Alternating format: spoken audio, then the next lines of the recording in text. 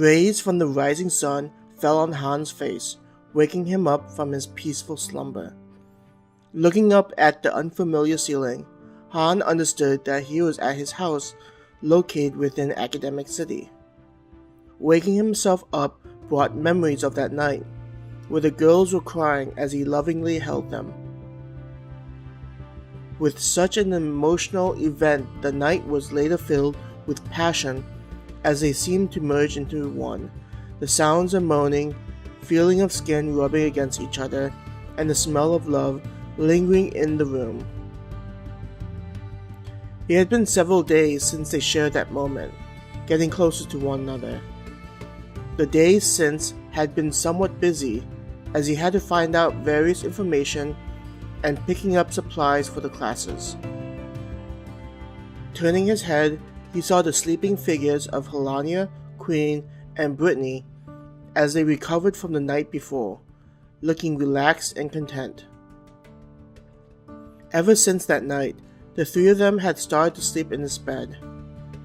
Leaning over to Brittany, who was next to him, he brushed his lips against her shoulder, trying not to wake her. With a mumble, Brittany turned her head into the pillow and continued to sleep. Seeing her react that cutely, Han had no choice but to smile. Though many would think him to be an emotional person, the moment of waking up and seeing a beautiful woman laying next to him always made him smile. He remembered, as a kid, watching romance animes or mangas where this would happen and wished that he would be able to experience that. Crawling forward towards the edge of the bed, he was careful with not waking up the girls. Near the entrance to his room, there was another room for his clothes.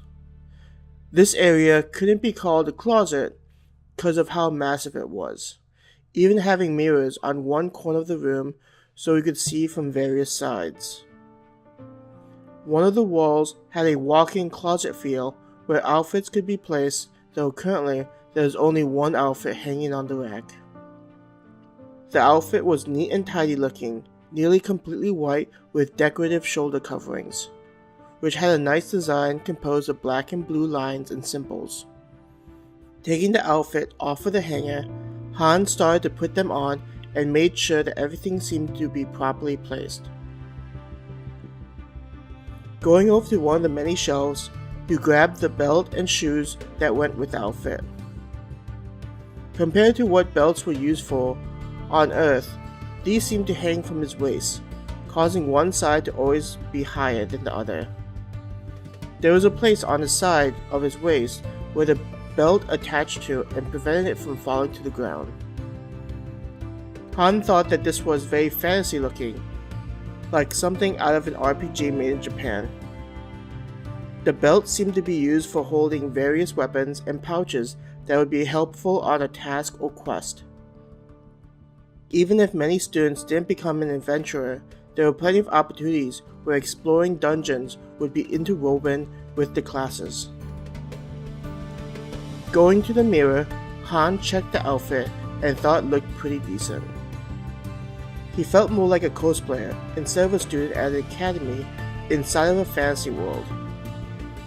Leaving the room, Han proceeded to walk down the stairs and head to the dining area. Inside the dining area was a waitress waiting for him next to the table. Bowing, the waitress said, "Master, I hope that you had plenty of rest. If it pleases you, we have your boarding meal ready." Han took the seat at the head of the table and waited as the waitress went to the kitchen. In a few moments, she came back and laid out several dishes. A second waitress brought over his drink and a bowl full of fruit. The dish in front of him had a fluffy-looking omelet, bacon, and sausage. Another plate had some biscuits with gravy poured over them. Grabbing the silverware, Han dug into his food and savored the various flavors. After eating all the food in front of him, Han enjoyed a nice soothing tea. The smell of the tea gave off a herbal scent in addition to the honey added into it. Behind him, Han could hear the sound of several sets of footsteps coming down the stairs. He felt lips being placed on his cheek, followed by another on the other side. The last one lingered on his neck, the feel of a tongue lingering for a time and a gentle moan. Helania and Brittany took their seat on either side of him, while Queen sat to the left of Helania. "Master, you should have woken us up," Brittany scolded him, slightly pouting. She was in an outfit similar to his, but with the crest of his family on her left breast, and a diamond-shaped opening to allow a nice view of a valley. The school only provided him with his own uniform, so he had created another that mimicked his own.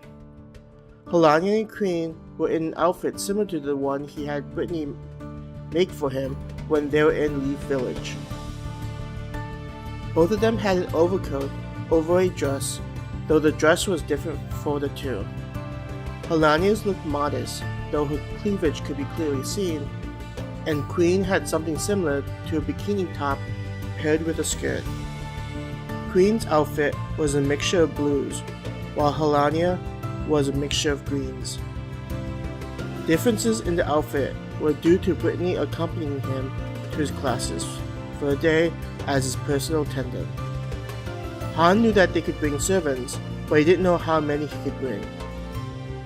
The previous night, the three of them had decided who would be the first to go with him. Brittany was the winner and looked delighted, while the other two grumbled. The two of them would look after the house and occasionally check in with those at the stronghold. Not realizing it, Han learned that the other floor protectors were feeling left out. Wanting to be fair, he would rotate out one of the floor guardians, leaving the others to watch their respective floor. Each of the floor protectors was tied to their floors so they could sense if there were any intruders. This would allow them to step away from their duties with the help of Helania's power. Han learned that the first one would be Annapolis, leaving her sister by herself to guard the floor.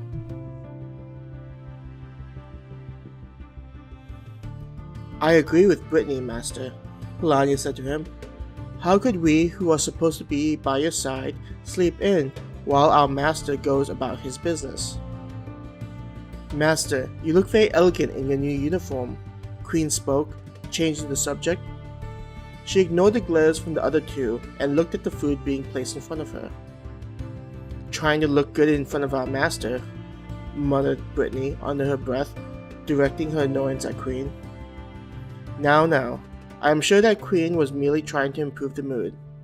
I just wanted the three of you to continue enjoying your sleep while I went to change into my outfit. You two are being too serious about this," Han gently said.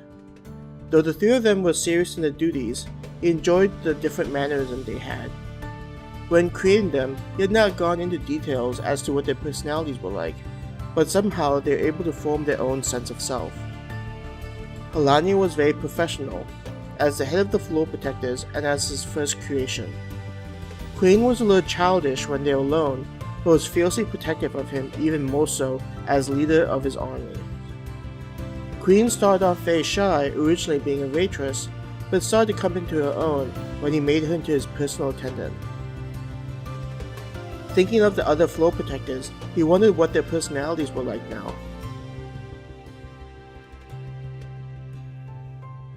"Queen, while I'm away, I want you to send out your minions to search through the city. It would not be good for us to be caught unaware of hidden elements. Find out the various powers in the city and the influence they have. The city should be an open book to me, and I will be relying on you to make me aware of any events that occur," he ordered Queen once he finished his tea. "Yes, Master.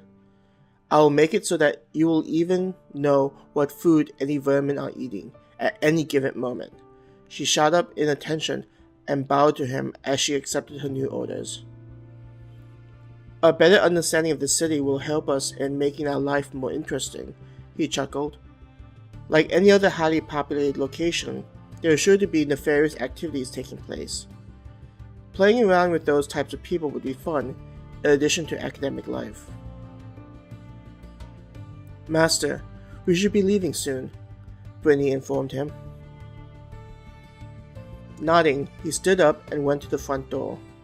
Helania and Queen followed them to the entrance. Have a safe and enjoyable day, Master, Helania and Queen shouted as Han and Brittany walked down the path and past the walls.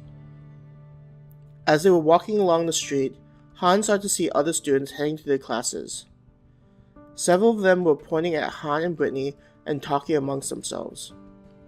They were probably talking about his white-colored uniform. At this academy, different colors corresponded to a student's ranking. The colors matched the alphabet ranking.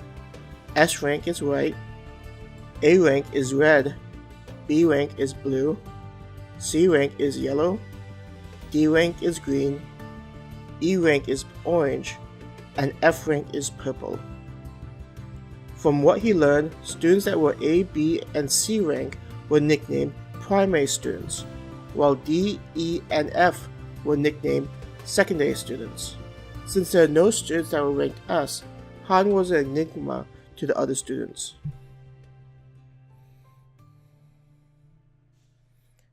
Next to the housing area, the general studies buildings were placed. These buildings were separated into different fields, and students were required to take a class in each of them. Since this was where all students started off, the coursework was likely to be very general and not go into specifics. With this being his first year, Han would only be taking 3 classes: Alchemy, General Magic, and Exploration. All of his classes were in one building, which was the largest and closest to the tower. With the placement of the building, Han and the girls wouldn't need to walk far to reach his classes. The building reminded him of the buildings at most universities. Outside the building showed bricks with ivy growing all over them, with dozens of windows. On the side facing the tower, there was a massive set of steps leading to the entrance. Both of the doors were held open to let the students quickly walk in for their first day. Han noticed how people tend to group together with those of a similar color as them. There were a lot of blues and yellow-colored uniforms compared to the other colors. With his white-colored uniform, Han stood out like a sore thumb, and students were constantly looking at him. In addition to people pointing him out, there were plenty of guys that were checking out Brittany with a lewd expression. Seeing those expressions, Han didn't worry about it and moved towards the entrance. Compared to when he was on Earth, where he was always concerned with previous girlfriends, Han knew that there was no need for concern. In addition to being his creation and never betraying him, Brittany was deeply in love with him and didn't even care if other people were paying attention to her. Entering the building, there was a wide central walkway, with plenty of natural sunlight coming in through the ceiling. There were benches on either side of the wide walkway for students to discuss various topics and collaborate with other students. Dozens of doors were lined down the hallway. Each of the doors was a classroom, and on the paper given to him by Val listed out his classes with room numbers. Summing the paper, he looked at it and saw that his first class was Exploration for the entire day.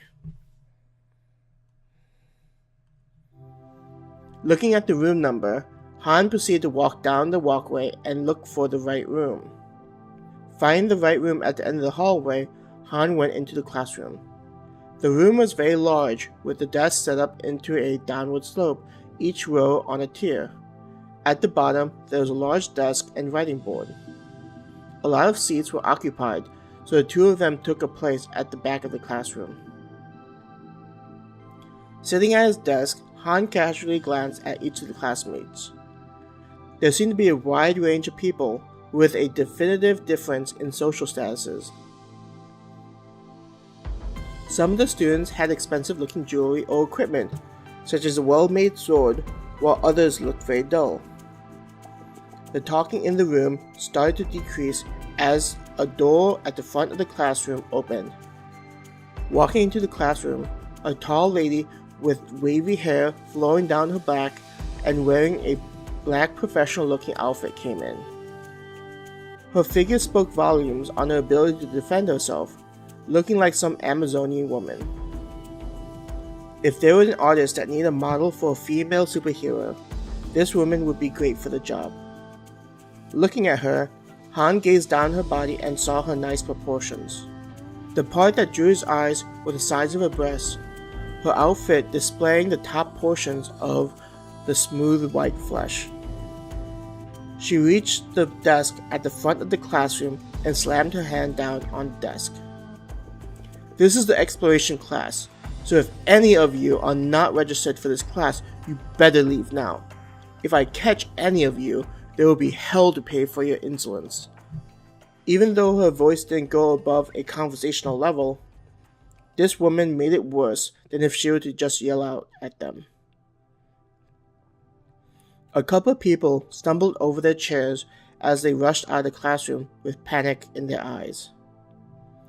Watching these kids, Han wondered how many of them were here just because of how this woman looked. Along with the way she looked, her fiery personality really helped complete the image. His face broke out into a grin as he imagined this year to be an interesting one.